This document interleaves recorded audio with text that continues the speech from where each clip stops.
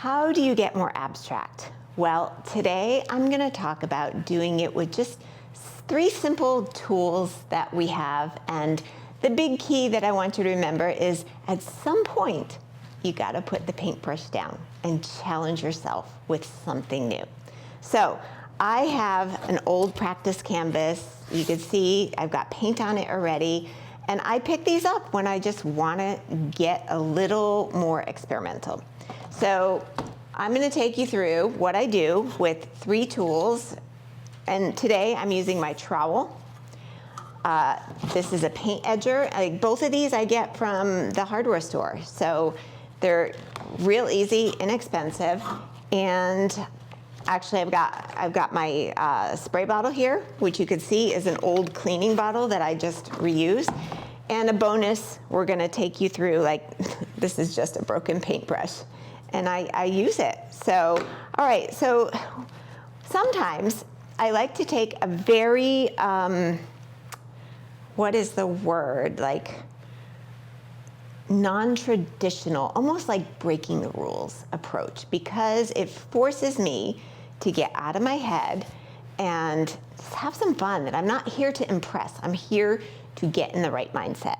And I've got 3 colors here that I'm going to be just, I just grabbed, and they're nothing of the colors underneath. So here's what I do. I will just take them with my spatula and I will put them on in different parts of the canvas. No rhyme or reason. And let's grab this one. You see, this is not something, you would think you'd do as a professional painter, but we've got to do stuff like this to keep ourselves from getting too tight, restricted, and formal. And if we can't stay in that fun spot, then, our art, it's going to show up in our art, and that's not what we want. All right. So it's probably not enough paint, but here's what I do. I just make a mess, and now I'm going to take this, and no rhyme or reason, I'm just going to start pulling it across. All right, now look at that. I've got a ton of paint on here, but check out what happened when I blended these. My favorite parts tend to be where the colors overlap and blend, and you just can't get that by formally mixing. So I'm going to use up this, and I'm probably going to destroy this. That's okay. My point is to just keep experimenting.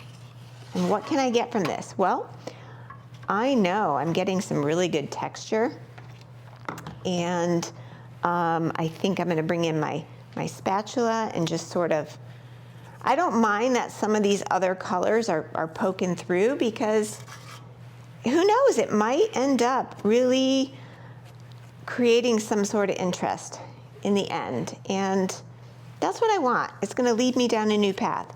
And if you haven't noticed, because we've been talking about textures lately, check out the different raised levels of the texture. This is definitely more raised up than some of these other areas. And if you're looking to experiment by bringing in texture, well, this is a great way to start where it's not too overwhelming. And you get your feet wet, you get comfortable with working with texture, and then you move on to something that's a little bolder. All right, and then here, this one is my paint edger. So sometimes I'll come back in and I'll just make a line, or I will take it and I'll go, okay, that one just went this way. Let's go across and see. And literally I'm scraping the paint away. You don't have to go that deep, but that's what I'm choosing to do. And you can see I left some texture here. And then maybe what I want to do is come back in with this, and I'm going to lift it, and I'm just going to go on one side. And look at that. I mean, it's really cool. And you've got all these different variations. And I tell you what this does for me is get my mind activated and more creative. And then over time, I get more familiar and comfortable with these tools. And it's easier for me to bring them in and say, okay, I've been using a little bit too much of the brush here. I love it, but I've got to challenge myself and get deeper into that abstract realm. As I'm doing that, I'm asking myself, okay, what's the intention I want to feel? What am I going for? And how can I use this to create that mood? And that's all it is. So give yourself that challenge. Choose 3 different tools along with your intention and say, what can I do with this? Okay, so I got a little carried away and forgot to mention about these 2. So let me just show you what I do. Now you can see I took my trowel and I went over this a few more times. And by the way, look at the beautiful pattern on here. Sometimes I just take that, put it on a canvas and let it dry as it is. But okay, so look, this is just a broken paintbrush. And what I like to do sometimes is just come in and scrape away some areas and let it dry. And then I'll also come in and spray some areas.